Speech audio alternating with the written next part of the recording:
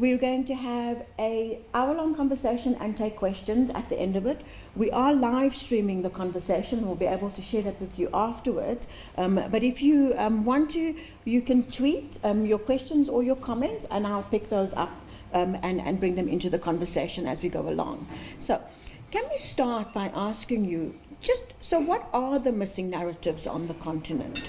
What are the issues we're not talking about? Koketso, do you want to start? I think one of the biggest ones is just how we link our own stories as people to the much bigger systems that are at play, right? So just to give one example of this, South Africa is known to be one of the most unequal societies in the world. And the way we talk about inequality, it's almost as if it's a given, as if nobody benefits and nobody props it up. So when we had the National Planning Commission that was explaining the need for the National Development Plan, what we had was the story of Thandi, the black girl who was born, because of spatial architecture, because of historic disposition and contemporary failures of governance. Her story was told, and we were shown her life trajectory owing to that. What we were not shown is the story of John Smith. John Smith's life is very separate from Thandi's life. But because of all of these historical and contemporary forms of disposition, their stories are very much linked. The one is not born with innate skills, or is not an inherently better human being. The one is at a particular position in life, at the expense of Thandi. So the way in which we reflect on excess and off whose back it comes are often not linked very much. Whether we're talking about corporates, whether we're talking about governments, and whether we are talking about us as society, as ordinary people who benefit and prop up these kind of systems. Okay, thanks. Carl, you've got some firm views on this as well. So I guess I'll speak from the ordinary people, and the one that we see every day when we're driving in the streets, that are, in my view, entrepreneurs, because they have understood supply chain, negotiation, marketing. When South Africa is playing, they'll sell you jersey. When it's raining, they'll sell you an umbrella. But we never look at them as entrepreneurs. Or the majority of the smallholder farmers that represent about 70% of the workforce on the continent, where basically this group of people make sure that we have food every day. Yet, we're still not recognizing the value in society. So the Africa we have is what we're not talking about. We like to project ourselves in the future. But what if we focus on what we have now? And what does it mean to actually be an African in these changing narratives on the continent? And I chose to kind of be at the intersection of these three because of my personal experience. I grew up in Abidjan until I was 20, and I moved to Southern Africa 20 years ago, Zimbabwe and South Africa. And I came at a time when it was a conversation around African Renaissance. So I was a student at the University of Cape Town, and there was this conversation that was happening. And it really shaped the way I see the continent and the way I see myself. And most importantly, my last point was, 2 years ago I moved back to West Africa in Ghana. And I was taking my daughter to school, and she asked me the question, what are these people doing in the street? I asked the same question to my parents. So a generation later, we're still having the same issue, and it's a problem. Michelle? I think the missing stories that we're not seeing are the ones around agency and development. That often Africa right now is seen as this case that needs to be assisted, that we're always aspiring, that we're always aiming for something like the 2030, like 2063. So it's always something that we're aiming towards, but we haven't ever arrived. So those stories about agency and about people taking charge of their own lives, and the development stories where communities have come together and set up programs that they are driving with the assistance and collaboration of multilateral development banks or local development banks like ours. Those are the stories that I want to see. And it's that missing middle that I'm interested in. For example, women business owners who can't access money from commercial banks because they don't have the collateral that is needed. Or those women who go to development banks and can't access money there because their businesses are too small. How do we start talking about what those markets need around financial products, around the financial services that they require? So for me, that's a very interesting space because it talks about agency, it talks about power that women have within economies that we're not tapping into and that we're not selling. So for me, I think is important. And many of the international debates around development are still donor-driven or development partner-driven. And the African Development Bank and the DBSA and other development banks on the continent are doing so much more, but we're not hearing those stories. Or we're hearing it in the context of the World Bank has supported the African Development Bank, or the French Development Agency has supported. And yes, we welcome those support programs, but we are doing things ourselves that we're not hearing about. I was reading during the week a debate that was happening, in fact, outside of Africa, where people were saying that very often the African story is still being framed by an outside view. So even as you're saying now, the way we talk about it, and that view is often one of extremes. You know, we're either the hopeless continent or we're the rising continent, and there's very little nuance, there's very little grays. It's black and white. There's just very little grays in our conversation. So let's go back, Carl, because I know that in our discussions we've always spoken about this quite a lot. Our focus on long-term goals, 2063, the SDGs in 2030, etc., as opposed to, so we're always looking at this Africa we want as opposed to the Africa we have. So if we're looking honestly at the Africa we have, what are the issues we should be talking about? Before we speak about the issues, we need to look at the rich diversity of a continent. And what we have is actually a lot of people waking up every day and wanting to make a difference in their own lives and their children's life. The person who's growing tomatoes in Ghana on the way to Lomé, they do so because they found an opportunity that they believe that can change their lives. But unfortunately, there is no process or value chain which is considered to be the whole chain to take those tomatoes through the different stages. Therefore, she continues to be growing tomatoes, sell them on the side of the road, and most of it goes wasted. If we look then, going back to the street vendors, companies like MTN or Vodacom have integrated them into the formal economy because they sell squash cards on the side of the road. What happens when they cannot sell on that day? There's nobody to help them, because the sort of a formal element of the economy that we have has not recognized that actually they are part of a system. And that's some of the things that we need to fix. Because in this Africa that we have, it is mainly informal. And if 80% in most countries is informal, why do we continue to insist on formalizing it? Maybe the question should then be, how do we ensure that the informal economy we design our system to ensure that we allow them to thrive. Eventually they will come into the formal economies. When people say that the people in the formal economy don't pay taxes, I say, well, when they buy petrol, if you are a taxi driver or a trotro driver in Ghana or a matatu driver, yes, they do pay indirect taxes. And they have found a way to bring people from A to B, and that B place is workplace. It is not their fault if today the public transportation system is not run by taxes. It's a policy issue that we do not address. Why is it that in every African city you have taxis, matatus, and trotros? They are entrepreneurs because there was no public transport system and they designed one. So I think more about, yes, there are issues. Health continues to be a problem in most cases. South Africa puts part of the largest budget in Africa in terms of HIV treatment. Kenya is probably the same too. But the numbers of infection of HIV are still going up. So then the question becomes, how do we then balance the budget of a state to ensure that the priorities that we need for this Africa that we have, or this Africa that we have, allow for the South Africa that we want?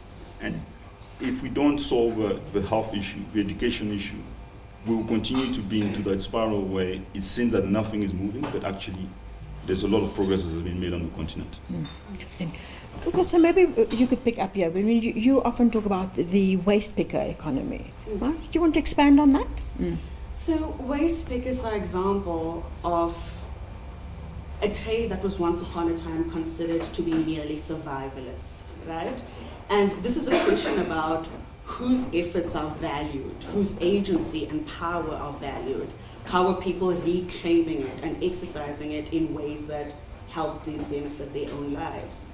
So the waste picker economy is one that has never been thought of as much as entrepreneurial, and it very much is. There was a gap. We have huge amounts of waste on the continent, and people who need to survive saw an opportunity to turn that into something on which they could live, right? And it benefits not only those households, but us as a society in the context of, huge amounts of waste and so on. And the way money flows from within the waste picker economy, often it's not just about the one household in which there is a waste picker. We know that on average, one employed person within a black household supports at least more than 4 other people. So the wider benefits of that are discounted. And it's the kind of thing about we don't recognize the value of informality, and we don't see informality as a key opportunity. So just to give you some sense in numbers, right? In 2013, Viego had found that if you look at the informal sector on the continent, particularly in West Africa, this was true. If you look at the employment rate in non-agricultural informal sector, women benefited the most. So we also know that it's quite gendered, and we know that for a lot of households, women are the primary caregivers. So the benefits of that are often lost if we don't recognize the informal. We look at how much it adds to the general revenue of the system. So Carl spoke about how, there's the sense that, people aren't paying tax and so on, but actually people are busy paying fuel levy. People are paying value-added tax. People are being taxed in so many ways and are thus contributing to the revenue of the whole, in ways that the ultra-rich are often subsidized by poor people because they can isolate themselves and withhold what should be revenue that benefits us all, whether it's through estates where they have their own schools, their own everything in there, but they still benefit from public infrastructure because the roads that go to that estate are built by us, So we should think about that sense of informality and what we do with it.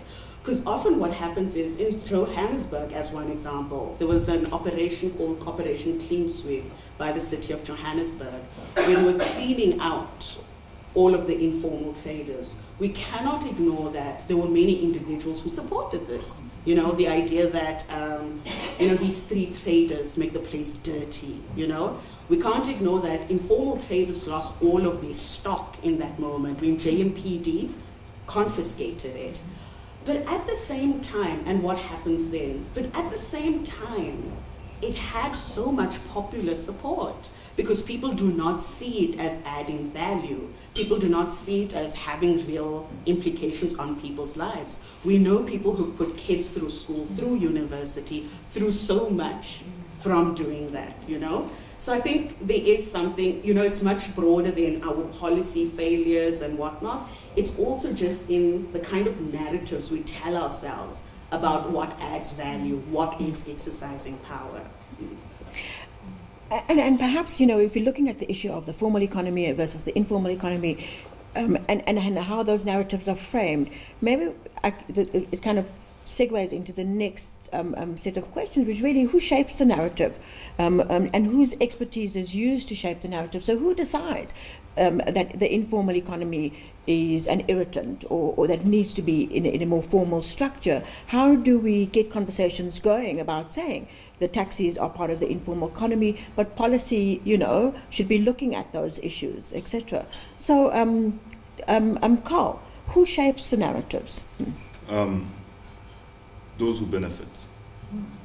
And if we look at the history, I'll take that example, the history of most African countries, the winner wrote that history and often made sure that a few parts would be erased. So if we look then at the society that we want to create, it has to be inclusive. And the inclusivity of that society implies that we cannot put millions of people under the carpet. And in doing so, we need to ensure that those that need to be at the table have that opportunity. And to arrive at that point, it means that we need to move towards co-designing and co-creating. And that's how we will be able to understand, for example, that if we develop an application for mobile banking solution, if it's designed for people like me and the rest of people in this room, it's very easy for us to use it. Yes, we have a lot of smartphones, but the majority of Africans are still using feature phones, the basic Nokia 3210 that we had. And they cannot access most of those services, but yet they have a majority. So therefore, in terms of changing that narrative, it means that you will need to have the banking sector, the insurance sector, the mobile network operators really think about what does it mean to have 700 million people that have access to a cell phone. Yes, we leapfrog with that, but the question is that what do we do next? Because if the majority is you using a dummy phone, as we call them, then those are the services that we need to provide. And by creating that channel, we start to understand what does it mean and what is it that they need. Therefore, the conversation will have to shift. But until we continue to focus on the African middle class, which represent about 350 million people, that has its own disparities from country to country, this group of people, I think they have a responsibility to change that narrative, because they are the ones that go to different places around the world, that are invited to speak in different parts of the world. And until they recognize that the rest of the 700 that are not invited actually matter the most, we have an issue. And I think that's where more or less we need to be. My last point on this is, if we do it's very simple calculation, that 350 million middle-class Africans, or Africans with disposable income, agree to donate $1 per month, will raise $350 million per month, which represent $4.2 billion per year. The Gates Foundation disburses $4 billion a year, and we can change that narrative with cash.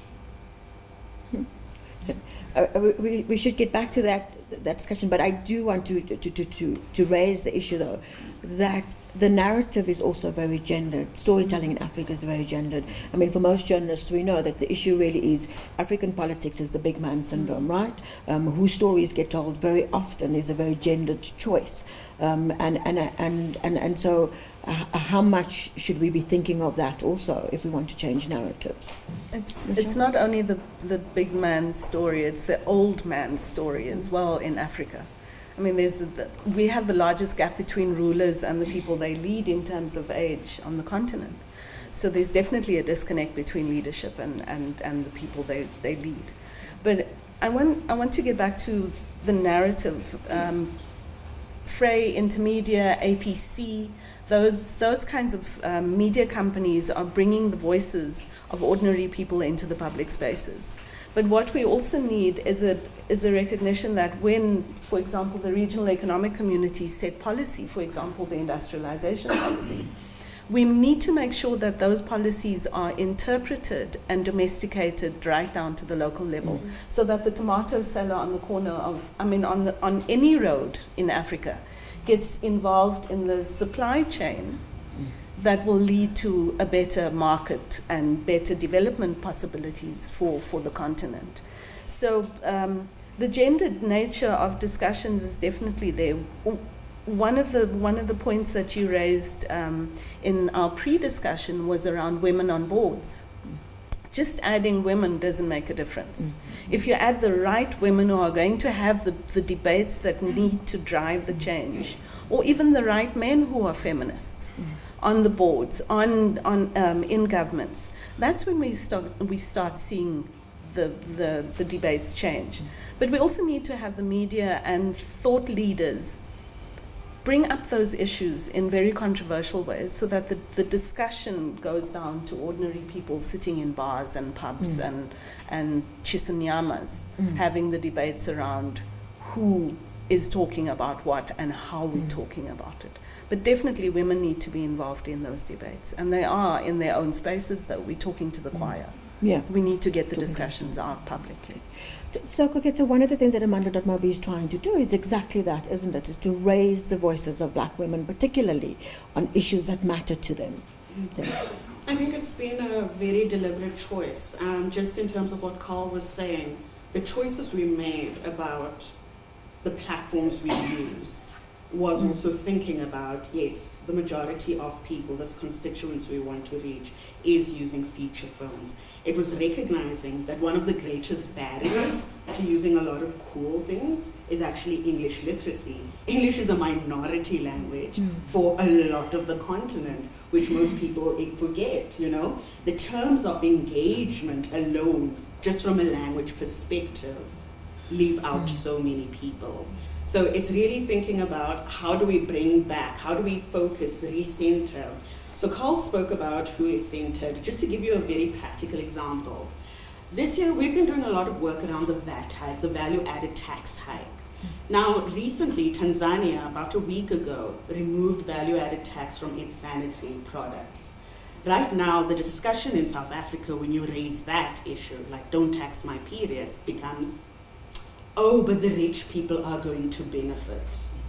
What people are not getting, the rich are actually a minority in this country. We have a 54% of the population that is living in poverty, and research suggests that our poverty levels are actually being underestimated, you know? And we should be thinking about other ways. We cannot say that the poor should pay the price because we don't want the rich to benefit. No, how do we decenter the haves from the conversations and say, actually, let's ensure universal access and we will find ways to recoup from those who have, which is very possible. So it's also the thing about the kind of stories and who's being listened to, right? The kind of biases we have as individuals, our own blind spots. As journalists, just to give you some examples, for elections, right, Media Monitoring Africa is an organization that has done a lot of research that looks at who are the sources. Women tend to be the highest registered voters, but these are the people who are not used as sources when writing stories, right? Young people who make up a significant majority of the population are not used as sources. So there's, and even on a class level and on a language level, you know? So I think it is really about thinking about at all times being conscious, because fundamentally at the heart of everything we talk about is power and how power is distributed.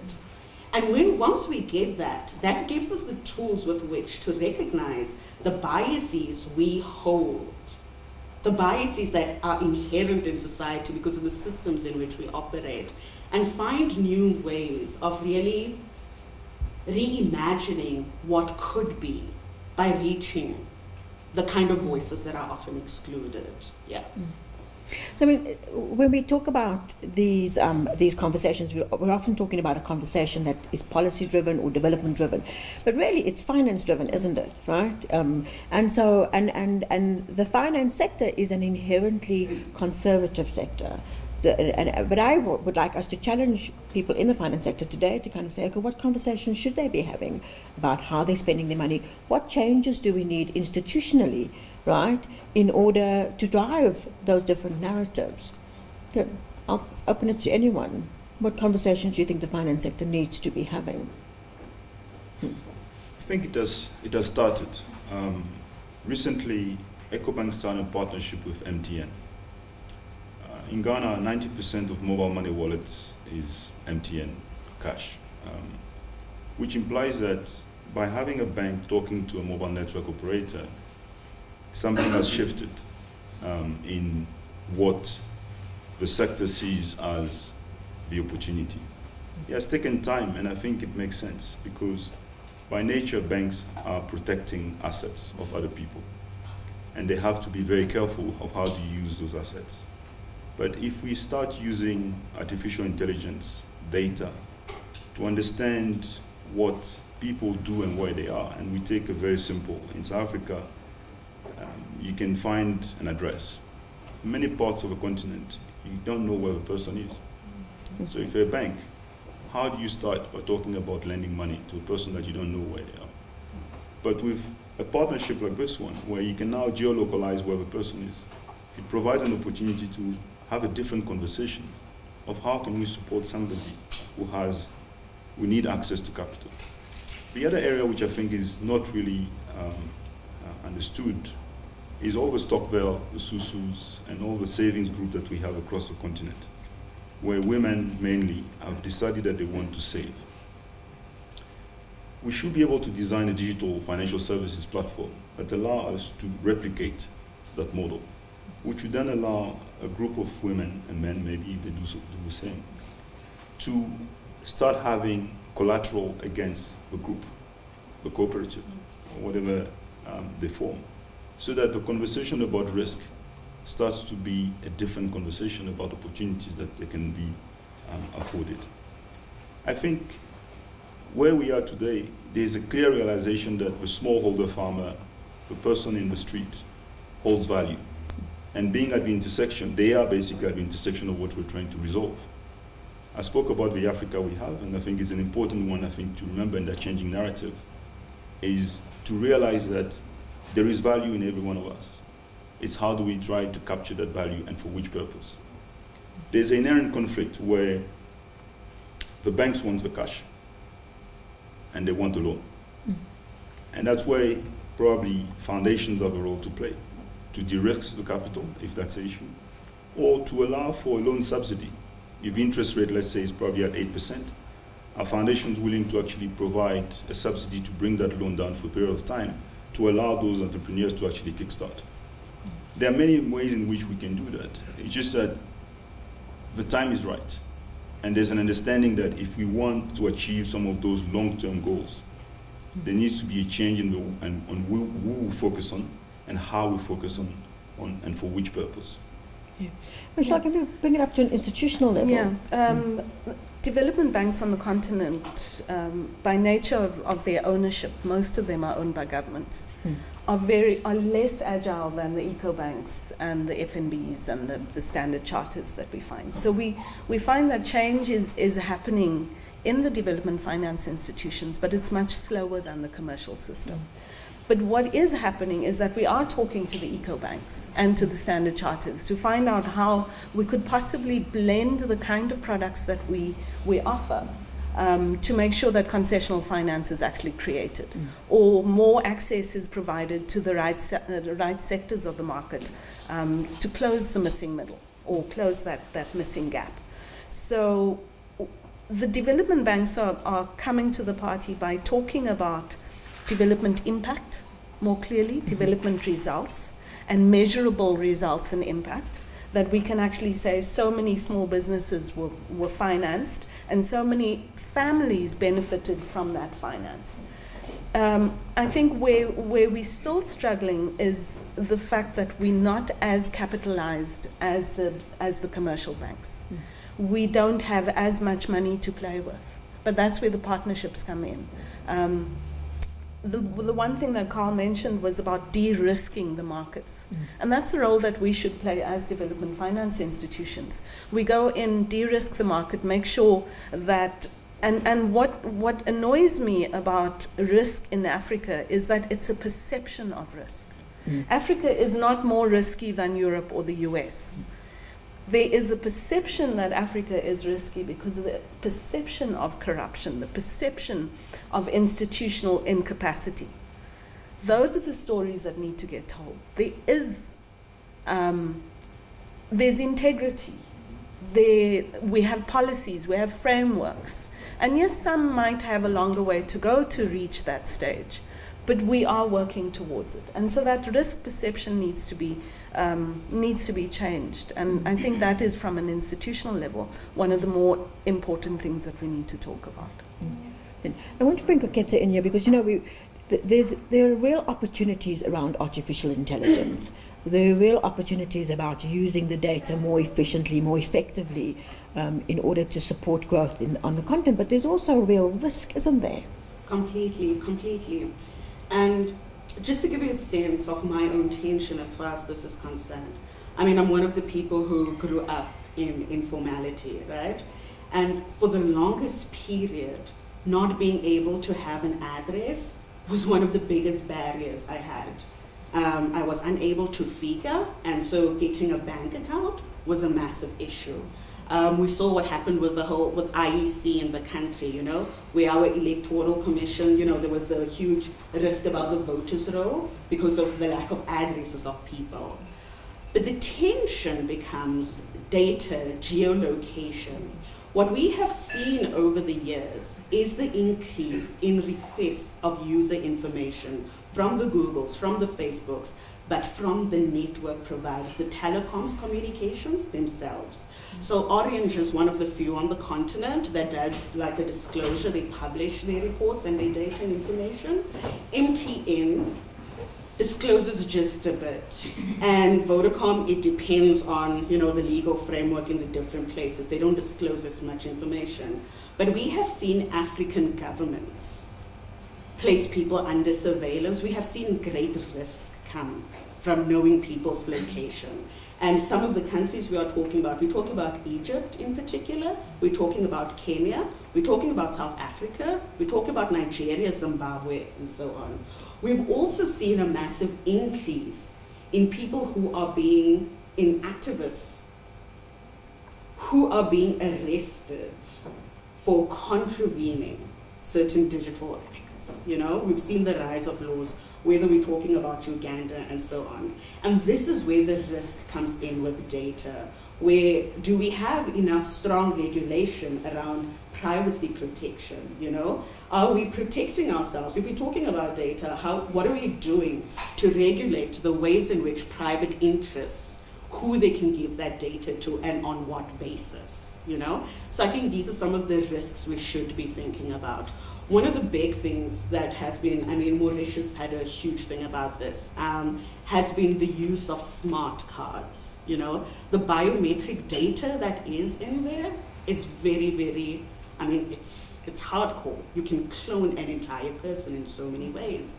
And there's been much resistance. India is very instructive on this, the leaks of the Aadhaar system there and the abuse of that kind of data carrying, right?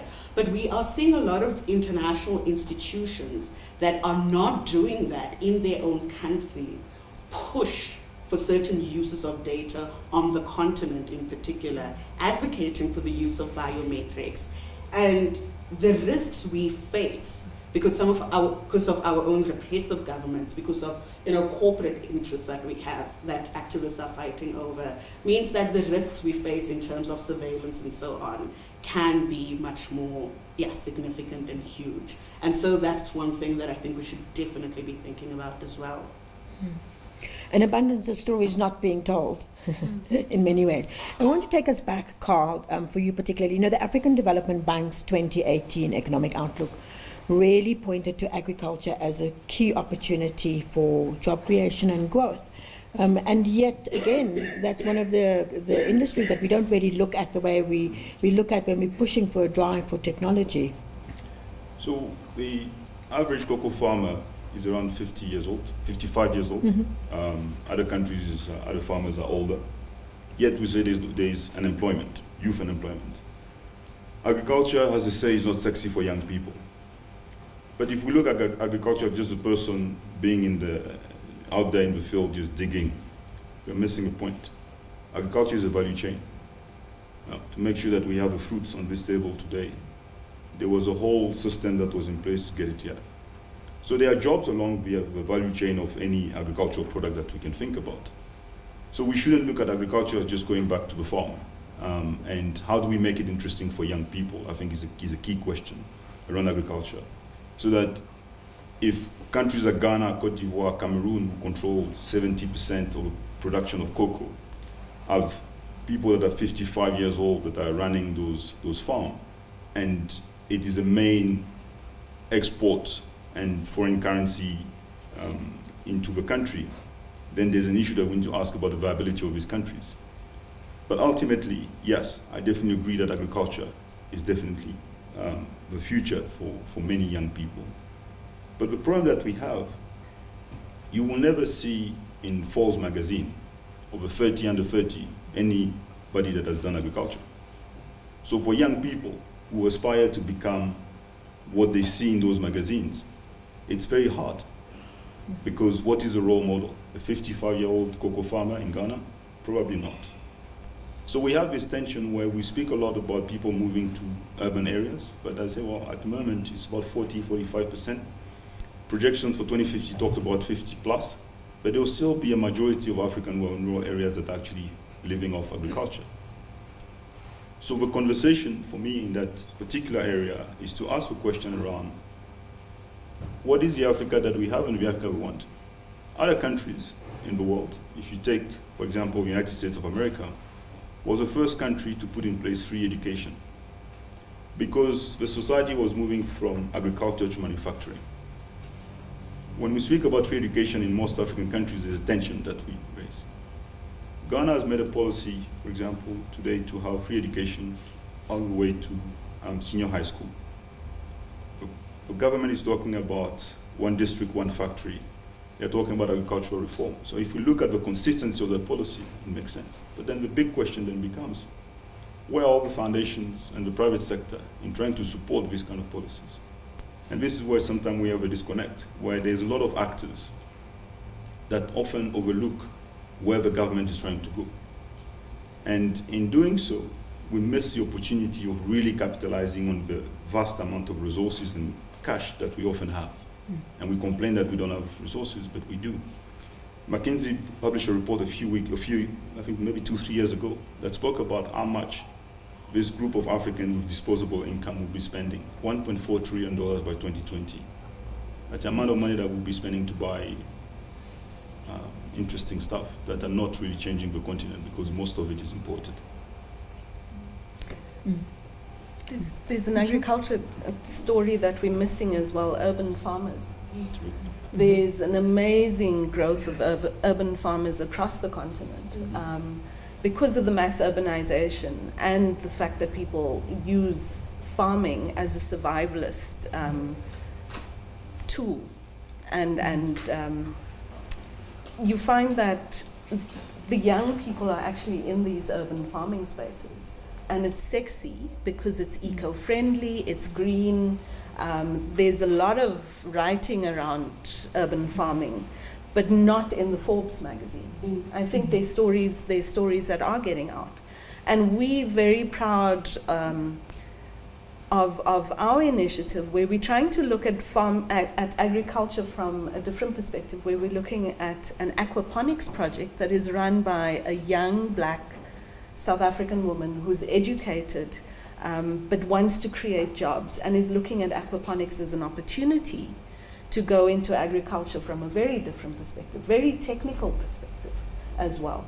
So if we start telling the stories about how agriculture is changing and how it's blending with technology and it's the next industrial revolution, we can take the land and the technology and the people into the next phase of growth for Africa. But it does take all the players, the philanthropists, the DFIs, the private capital houses, to make sure that those needs are met, financial needs are met. I mean, it's just listening to you talk, it occurs to me that there's been such disruption in media, the way we tell our stories, the way we consume our stories, the way we share our stories. And yet when we talk about Africa, we're still thinking legacy media in many ways, the old stories that get told, the old stories that used to be told. But in fact, maybe we should not only be thinking in terms of how do we tell our stories differently, but what are the different stories that need to be told? That we don't need to keep on telling the same stories that have always been told, that we can kind of dispense with it. Rather than change the narrative, let's create new narratives. Let's create new sources. Let's create new, let's make heroes of different people. Let's find better stories that haven't been told before because they didn't fit into the old narrative, right? So let's not change narrative, but let's maybe create new narratives for a continent that really is defying expectations, and because it doesn't fit into the mold, it's not being told properly. I mean, that's part of what Amanda.Mobi does, isn't it? Is to kind of rethink the voices. Yeah, completely. I think, we often talk about getting a seat at the table, right? And we don't engage enough with was the table ever built for you in the first place? Yeah. Like, who says that table is the only way we can engage? Can our terms of engagement not change? So just to give you one example of this, there was a sense, I worked on a project some years ago, and this was in Kenya, and there was a sense that, women aren't participating at county level, aren't participating in the governance stuff. And one of the things that was done was where the meeting was hosted was changed. It was done outside under trees. What this meant is that women could attend meetings because they're watching their kids play. Because in most cases where there is like these kind of engagements, childcare isn't considered. Distance from the home that you're walking with these kids isn't considered, right? And that was one way of a different terms of engagement that completely changed everything, who could participate and who couldn't. And I think it comes back to even this thing about agriculture, right? I say this one interesting story. I have a garden. I have a vegetable garden. Of course, I was inspired by Paula. We went to her place and, my kids loved it. And, we just started this garden. The avocados did very well. Now, as you know, avocados have become quite pricey. So I've got such an amazing resource. Now, in Joburg, in the east of Joburg, there's this community of women that was given a piece of land and they made a whole vegetable garden of it. It's like a co-op kind of a thing. So what we do is I give them avocados and I get other kinds of vegetables, right?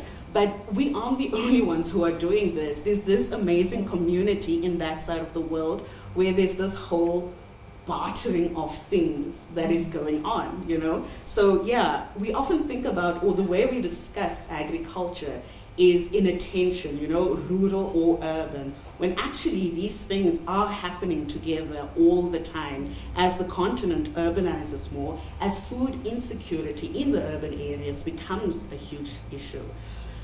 The tension also of agriculture as the next frontier becomes the reality of climate change. What we are not looking at is we've had instances of very severe droughts in different places, in different cities across the world. Cape Town came close to being, the first major city to switch off its taps. But with climate change also comes increasingly intense and severe storms. What are we doing with that water?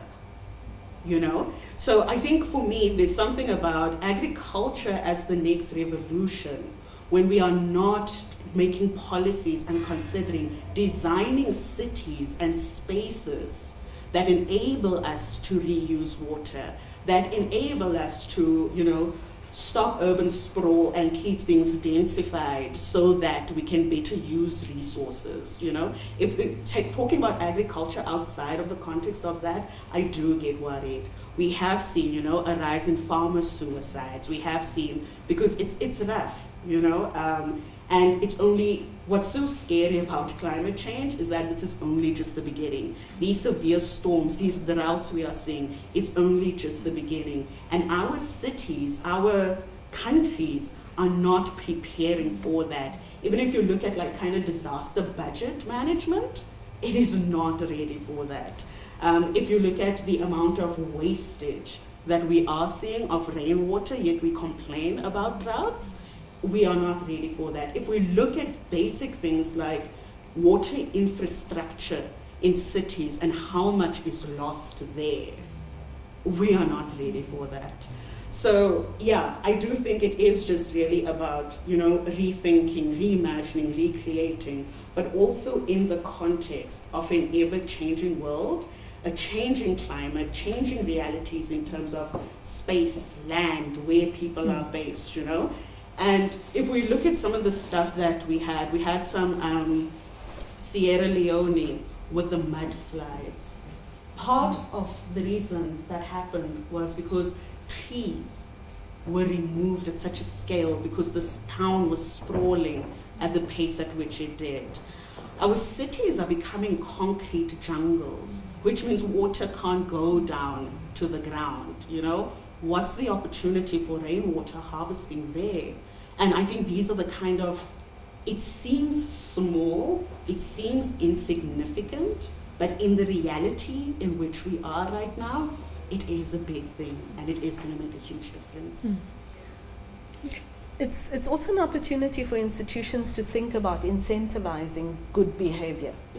So, for example, Brazil has amazing programs on reward systems. So they would give education vouchers for people who do certain things, and then they'll get an education voucher to send their child to school, or they'll get food vouchers.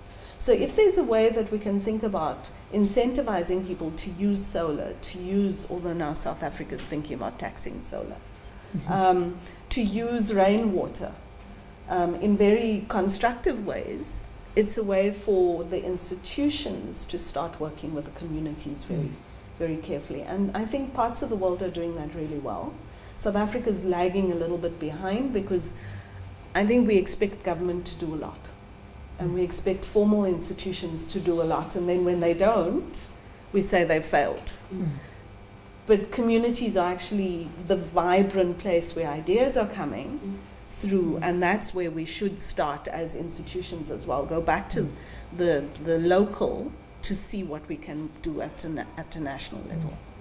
So the challenge now is to narrow the gap between the Africa we have and the Africa we want. So how do we take this conversation further? Where do we go from here? I feel like the most immediate thing is quite what she's talking about. There are so many lessons to be learned. I mean, just in terms of, I know so many people who are doing remarkable things to reuse water, right? I have seen what are very simple methods that we consider like really sophisticated water reuse.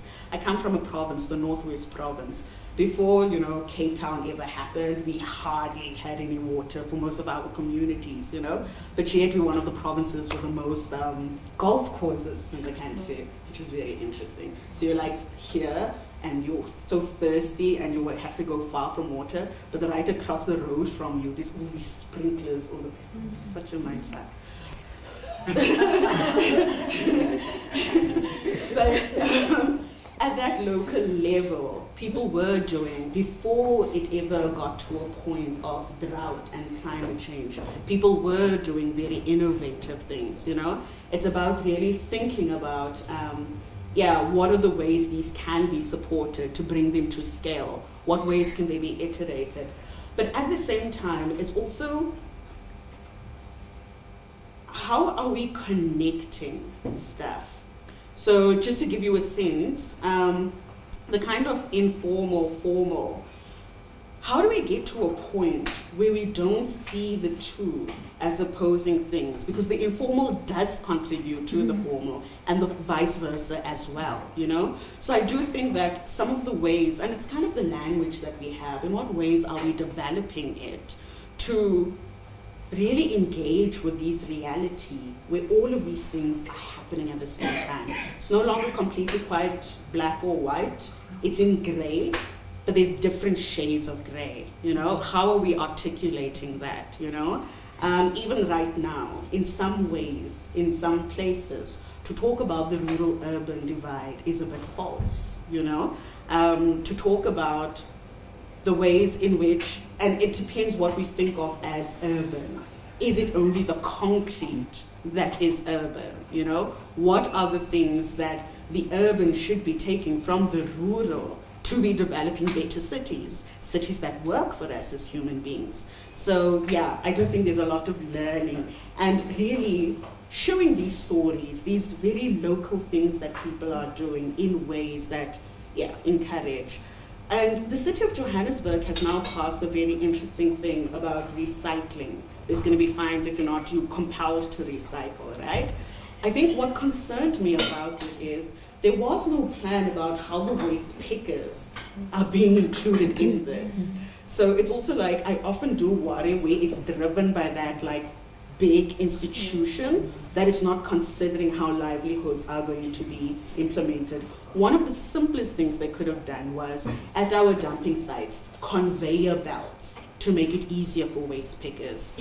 These are just some of the things so that it's integrated, where you're passing this great thing, that incentivizes us to recycle, but it is being considerate of the livelihoods that exist, and is also trying to improve them, make it better, make it easier for those who are doing it. Yeah. Carl? I'll give you an example. About 2-3 years ago, when I was living in Johannesburg, I was listening to a radio on my way to work, and it was about the value of a rand that was going down. And they had two people. The first person was complaining about the price of food that would go up. The other person was complaining about the price of coffee in London. And that gives a very interesting perspective on the differences that we have across the continent and what we value. If the price of coffee in London is an issue for somebody, the other person is just worried about the next meal. And we need to find a way to ensure that those that have more resources agree to pay for result. Because the model of the future is one where, as an individual, I would like to be able to trust an institution that I can pay through that institution for a result. The result could be that I want to put more people on ARV treatment. Today, it costs $100 to put somebody on treatment for a year. If that's what I want to do, then I should be able to do that. With the cell phones that we have, it's possible to move the money. And I think we should be thinking about how the money that people have as disposable income could be used to transform the continent that we want to have. There's no reason why tax money from middle class in Europe and the US is better than tax money from the Africans. The second part is looking at community philanthropy. Across the world, across Africa, you have people every day that come together to put money for a specific issue. What I find fascinating on the continent is the amount of money that we spend for funerals. So we can use the same lessons in that to actually focus when the people are alive. Because there's something here that we understand as a community that we need to contribute when somebody dies. But we should be able to do the same to contribute when the person is alive.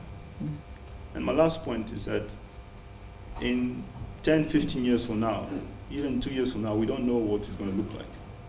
I don't know what the future will look like for my daughter. She's 6 years old. But the only thing I can give her to be able to live and thrive in this environment is creativity. And I think creativity is a new currency that we have. Michelle? I think what we need right now is adaptive and agile institutions that can, even though they might be national or regional institutions, that can link into the local. Because we need to find innovative ways to deal with the problems that ordinary people live with, whether they are multi-rich with lots of money to dispose of, or extremely poor who have to eke out a living doing waste picking because there's no other option for them. So the range of needs needs to be met by the institutions that we have. What I would look for to meet the Africa that we want is institutions that have integrity, that are agile, that talk about the informal sector not as an aberration, but as an opportunity. But if we look at the informal sector and say, oh, we need to formalize the informal sector, which is often the debate that we have in institutions, you lose the dynamism and the innovation that sector has naturally. So we have to think about things very differently. And also we have to have leadership that reflects who we are. We are mostly a youth-based, woman-based continent, and yet our institutions don't reflect that. So in order to achieve where we want to go with what we have right now, we need to start seeing what we have right now in the future institutions. Just to quote Koketso, to rethink, to reimagine, Yes. to recreate what we have. We're going to say goodbye to our live streaming audience now and open open up to questions from the floor. It's been such a rich conversation. I think that if we had another hour, we still wouldn't have mind everything that we could speak about.